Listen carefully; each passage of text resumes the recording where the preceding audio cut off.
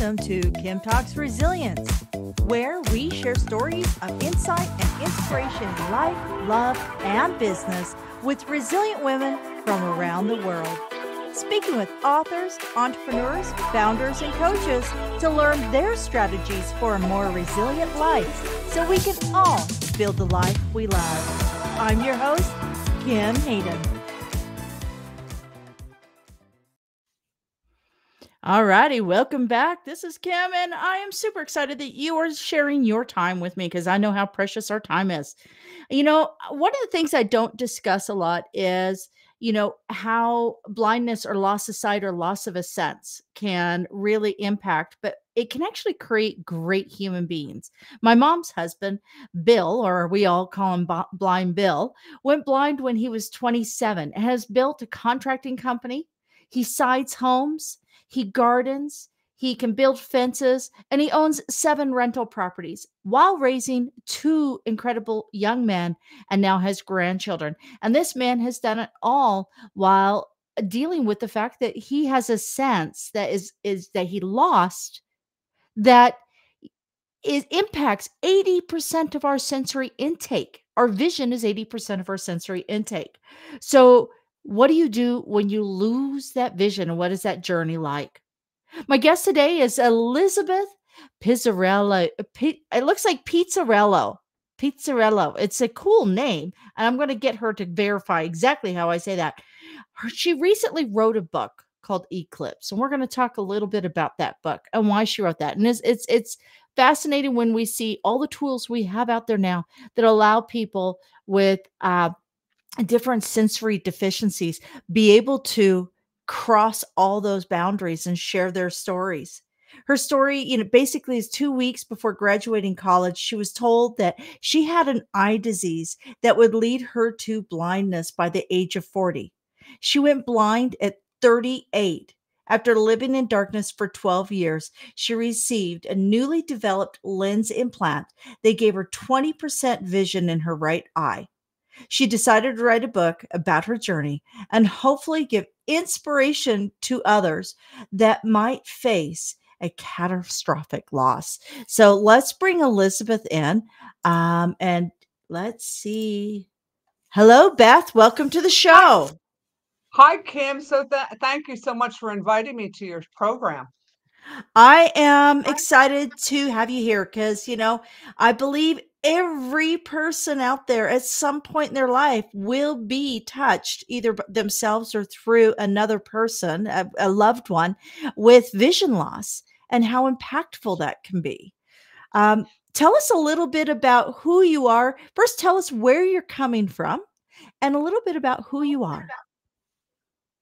I am coming from South Florida, sunny South Florida, and I have recreated myself after I've written my book to be an author and try to inspire people with situations like myself, catastrophic loss specifically, how to just be resilient and regain your happy life again. So that is what my mission is now. And you went to college. So what was your education in college? I I had studied 2 different areas. One was I have a BA in biology and a BS in business administration. When I went to college, my goal was to do pharmaceutical sales and do that kind of thing. But 2 weeks before I graduated, my dream was surely going to collapse.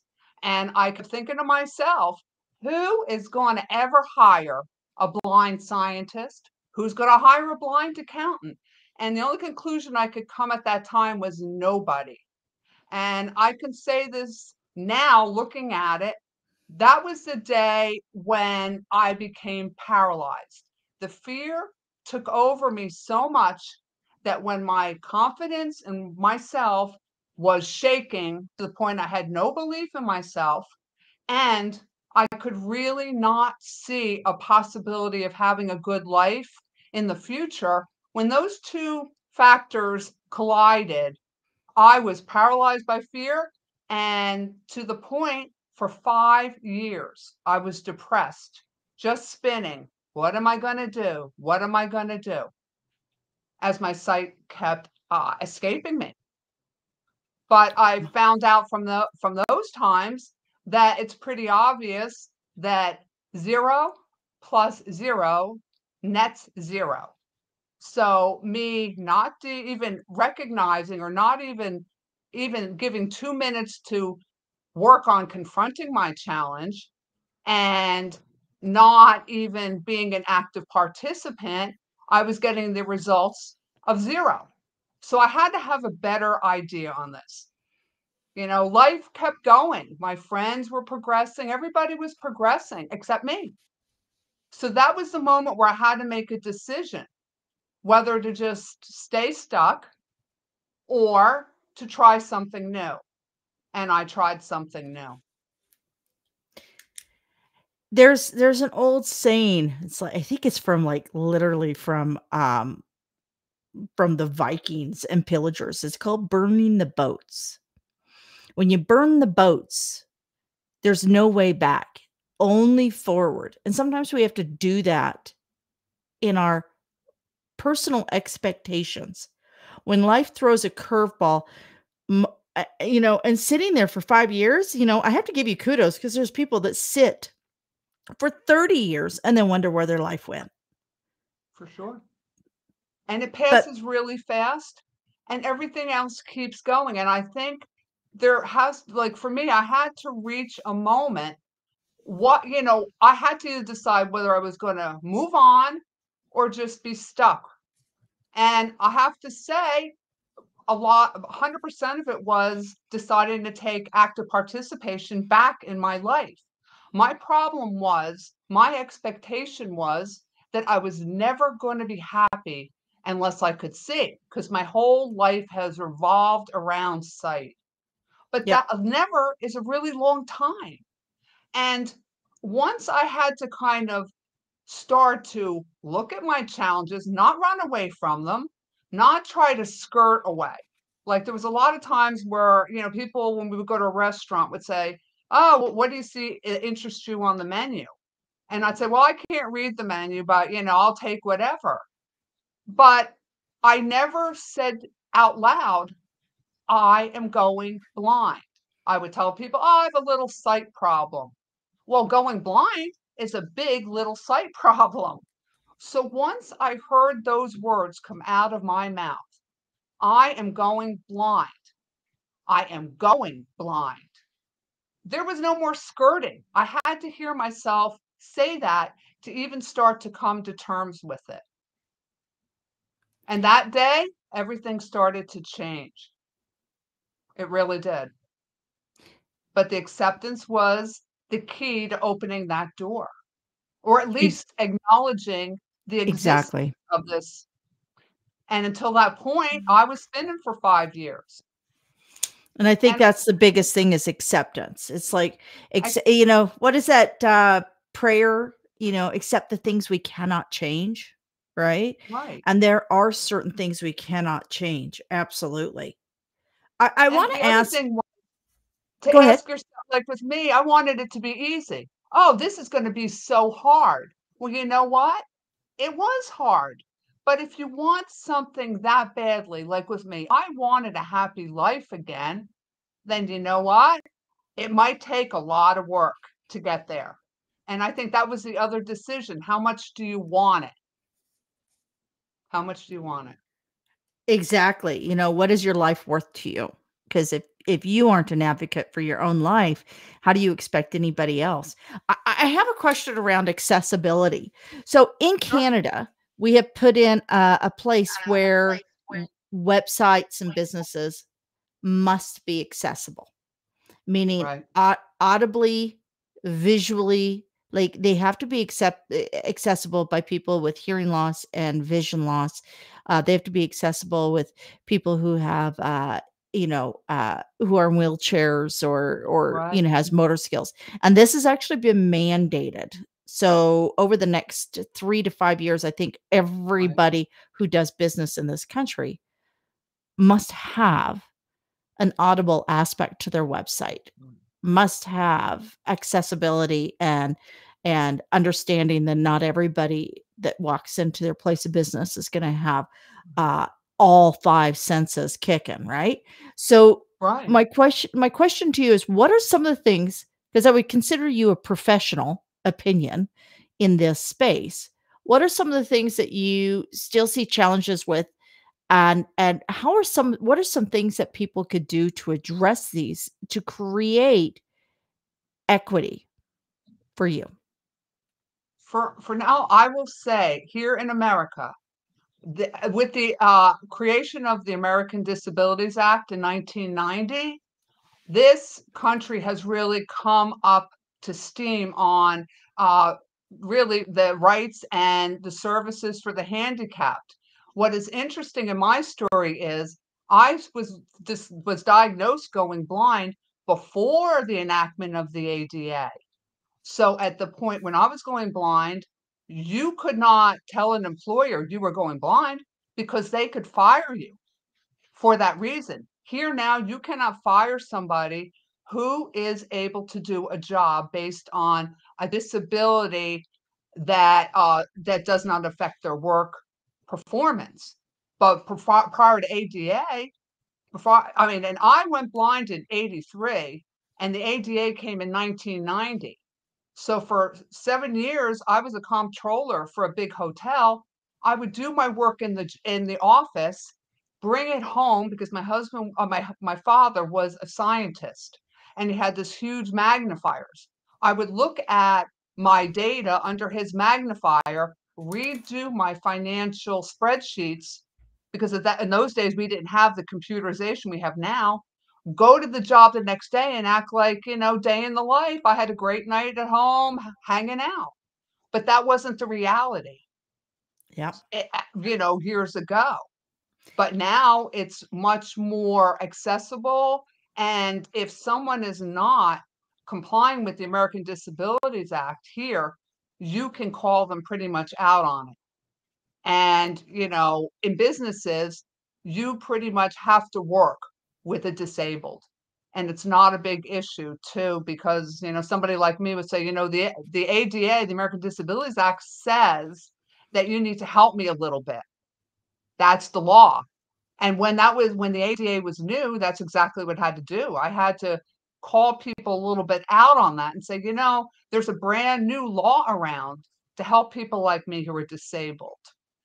The other thing I did, Kim, to make a statement about the power of the disabled and the value in the business workplace, what I did was I went and took a job.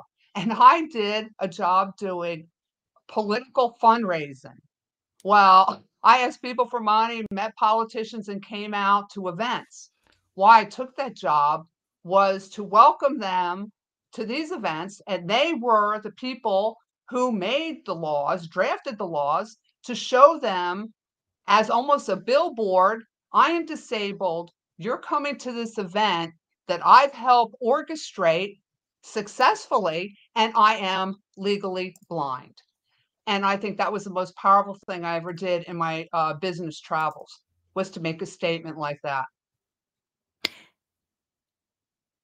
So we know what your greatest challenge is, right? We know what your greatest Right. challenge that you've come through.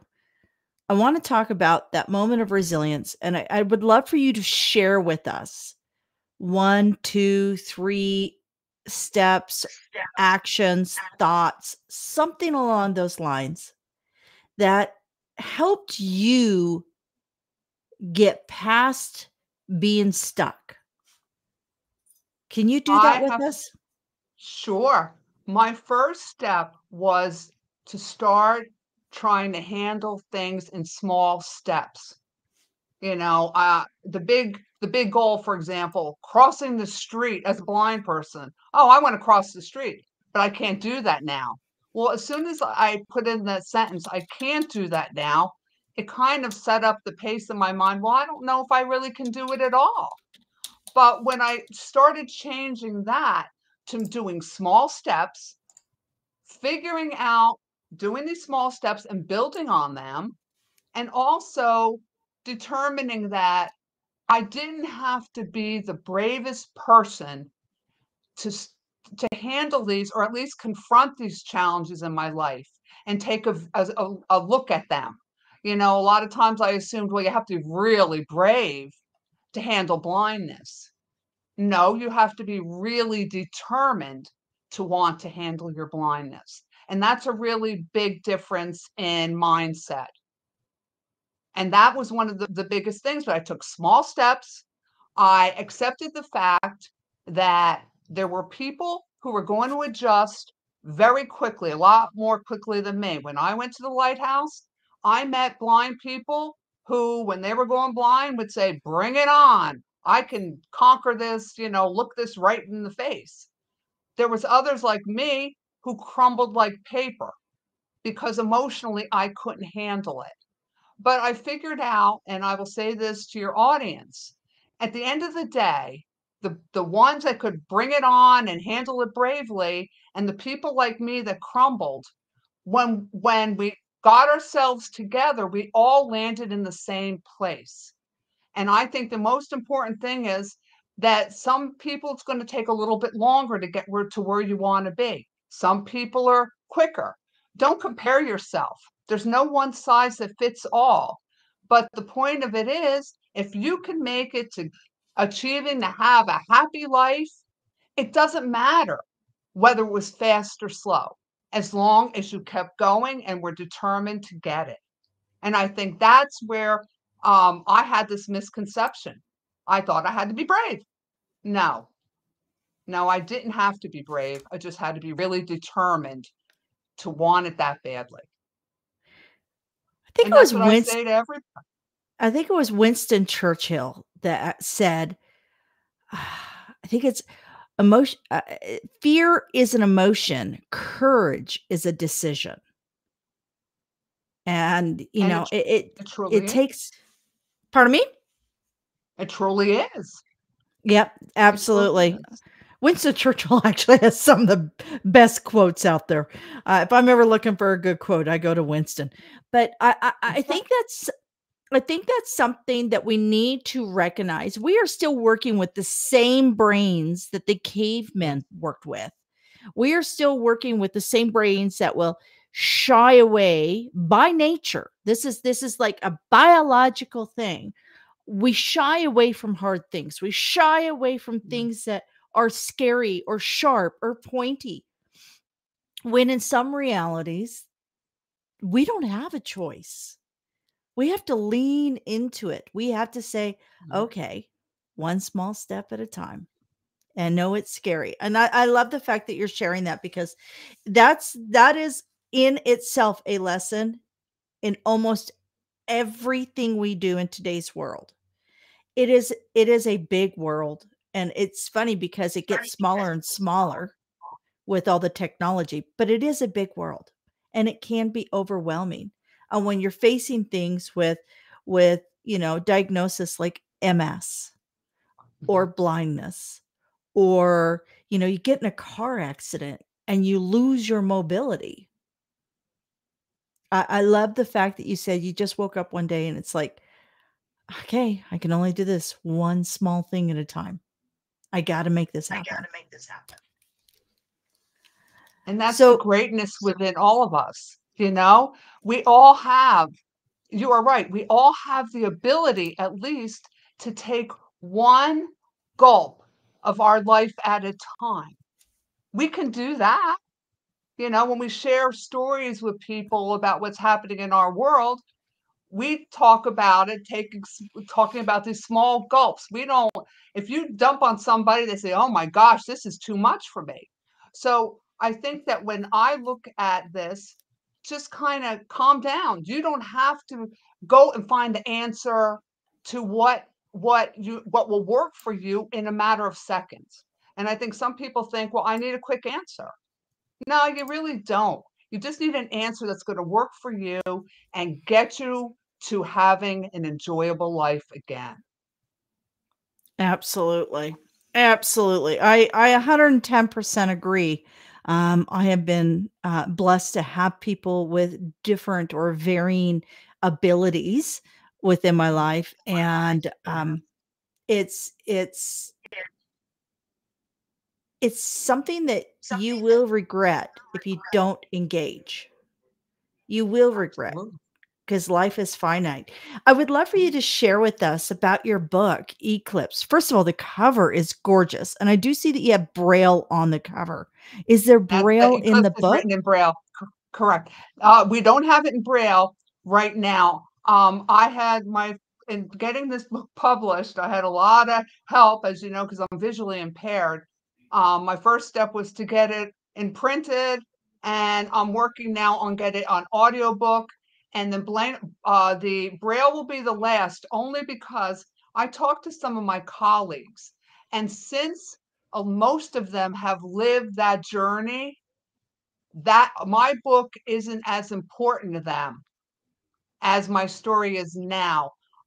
With the lighthouse, with the people I know at Lighthouse, the bigger story in my story is that I got sight back after being blind for over 12 years, over a decade. And Wow. what people who are visually impaired gravitate to, especially people with macular degeneration, because that's the number one cause of blindness, visual loss in people, especially baby boomers, is that oh, I lost my thought. Is Macular that degeneration. yeah, that oh yeah, that science changes, technology changes every day. Uh, 25 years ago, my surgery was just an idea. And I remember the doctor saying, in 25 years, we think that we'll be able to let blind people at some point see again. And I'm like, oh, good for you. 25 years is a quarter of a century. But you know what? This day came. And that's the reason why I have 20% of vision in my left eye, was because of technology. And that's the other thing I want to share with your listeners. Don't give up. Technology these days is so marvelous that the unimaginable now can happen. Nobody in my lifetime until 10 years ago thought that I could ever see again. My lens in my eye, newly created, is like hanging a mirror on a wall with hooks. Now, when I went to see the doctor because I had a pain behind my eye and I was a candidate for this surgery, I mean, that was incredible. Can you imagine having a lens on your eye because you don't have the groove? It's hanging there. So, what I say to people, if I made a decision to be miserable from diagnosis to this day, I would have been miserable for over at least over 30 years for no reason, because technology caught up with my situation. I would have been miserable for nothing, because this day would have come anyway. So that's what I tell people. Whatever's ailing you, don't lose your hope. Nobody thought my day would come, and it did. But you know what? The bigger miracle in my story is that I found happiness in my life while I was waiting for this day to come. And that's what I have to share with people. Don't give up, but with the way things are, don't waste your life on being miserable. And technology is such that you never know. You just never know. And I'm so grateful for that. I totally agree. MedTech, biotech, all of these things are moving now at rapid pace. A little bit slower than Chat GPT, but they are moving, man. They are coming. Yeah. Just announced is a new synthetic collagen. They're actually working Mhm. on a organic collagen that can be injected into hips, knees, and ankles. And what this means is we're going to, with this new, it's brand new out, and they are in process of working on an organic option, but it's going to mean that people who are 50 today very likely will not have to go through the invasive procedures of hip replacements, knee replacements, and ankle replacements, which are the number one issues for lack of mobility and challenges for our seniors. Um, our alpha generation, my grandson, who is 5, Wow. will probably have all sorts of bioengineering that if he breaks a bone or loses a limb or loses his vision, his hearing, there will be engineered options to help him live as full a life like you've received 20% of your vision back. In another Right. 25 years, what does that look like? Like True. we just have it's this compounded it's this acceleration that gets compounded and compounded. It's like computers. The computers are learning faster and faster and faster because they're getting smaller and smaller and smaller. Same things happen True. in our medical. But in the meantime, I think what I'm taking from you, Beth, in the meantime, don't quit living because it doesn't look exactly like you thought it should. Keep living, This is keep doing because you never know what true. opportunities will arise. Absolutely. And that's why I say don't waste your time, everybody, being miserable with this dynamic, ever-changing, scientific evolution. There's a lot of things that are hard to deal with, but they're hard to deal with, and that's okay. That's what it is, but don't give up hope, and like you say, keep going. And try to have a happy life in that. I think my thing was I always thought, well, I wanted the same life. Well, it's not going to be the same life, but you know what? You can be happy in any different circumstance. You just have to look for it. And I think that that's one of the greatest takeaways from my story. So, where can people find you, Beth? My book is on Amazon. And on social media, you can find me on LinkedIn, Facebook, Instagram, and I also have a website. It's bethpizzarello.com. And I have other podcasts I've done and give some information about my sight loss. And anybody that has any questions, please, my email address is there as well. And I'm not a doctor and I'm not a therapist, but I can share with you some things in my experience that have worked for me, and maybe it could help others too. So, and I welcome anybody who has any questions. Well, what I'd like you to do, Beth, is close us out with a quote or a thought that you would like to impart. I think the greatest thing that I've tucked in my heart is from a Barry Manilow song. I made it through the rain.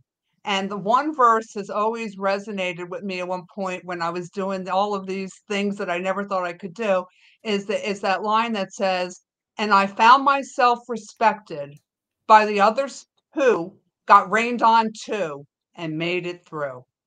And that's the thing I held on to when I was at the lighthouse. Amazing. Amazing.